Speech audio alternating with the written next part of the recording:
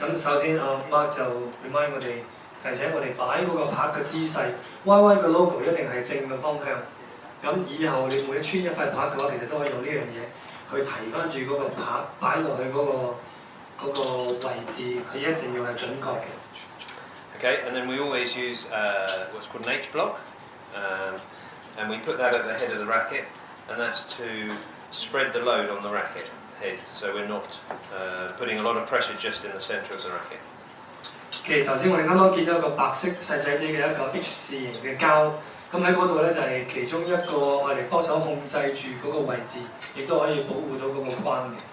Okay, so the racket is now mounted. It's not we don't tighten it too much, but it is held very very solidly. 咁嗰4個夾咧，咁我哋基本上係輕輕咁樣控制住嗰個拍嘅位置，記住唔需要好實咁樣去掹實佢嘅。So we're going to string the mains at 25 pounds, and then we're going to add 10%, which is 27.5 pounds for the cross strings. 咁我哋依家開始咧就由中間咁樣開始，咁我哋今次 set 呢一個球拍嗰個壓力咧，我哋會放25個磅數喺度嘅。So there's several ways of starting. I'm just going to show you the way that I start. But the important thing is that we're only going to pull one string at a time. 咁其實開始嘅方法咧，其實我哋依家係用由中間開始，咁跟住咧我哋左右慢慢咁去伸延出去，咁我哋跟住一路去慢慢睇，阿 Mark 咧就最緊要係兩邊平衡咁樣去伸展出去，咁就可以平衡翻嗰個框個球拍個壓力。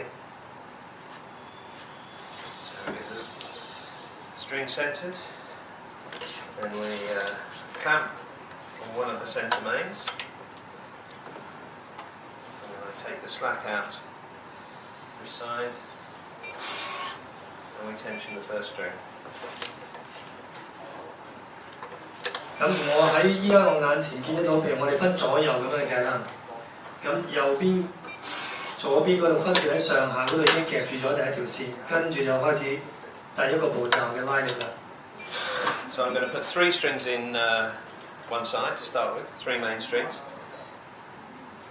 咁跟住中間嗰2條準備好之後咧，咁我哋就分別喺各自嘅一邊會開始拉另外嘅3條線嘅。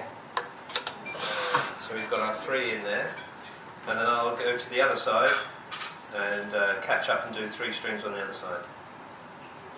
咁當我哋完成咗開始呢一邊嘅3條線之後咧，我哋就會繼續喺另外一邊開。